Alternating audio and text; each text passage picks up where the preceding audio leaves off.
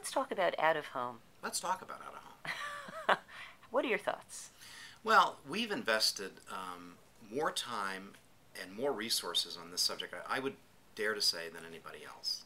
Nielsen had a sort of a nascent out-of-home diary-based project that they worked on that I think there were just 3 subscribers, and then one of them dropped out, and it left us and the other one.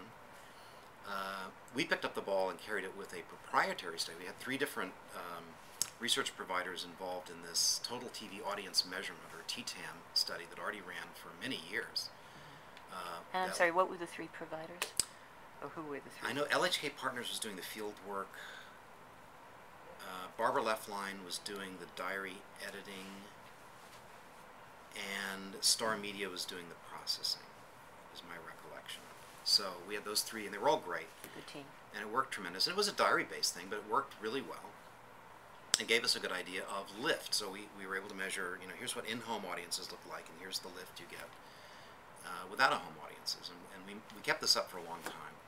Eventually, Nielsen got back into this with their project that they did with IMMI. And again, there were 2 subscribers, and we were one of them.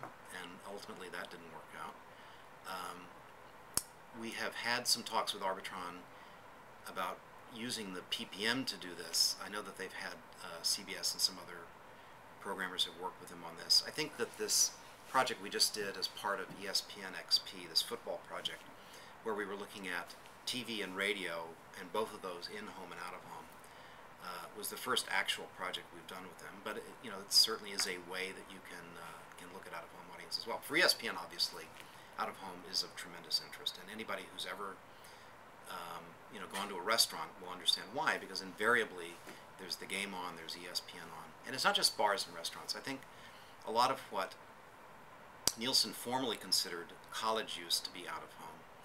At the time we were doing TTAM, that was actually, especially for SportsCenter, was probably had the largest amount of out-of-home use for us.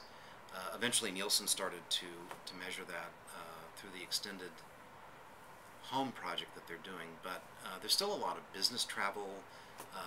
There's a lot of people who are consuming ESPN in a lot of different places, ESPN TV in a lot of different places. So for us, out of home remains a subject of enormous interest.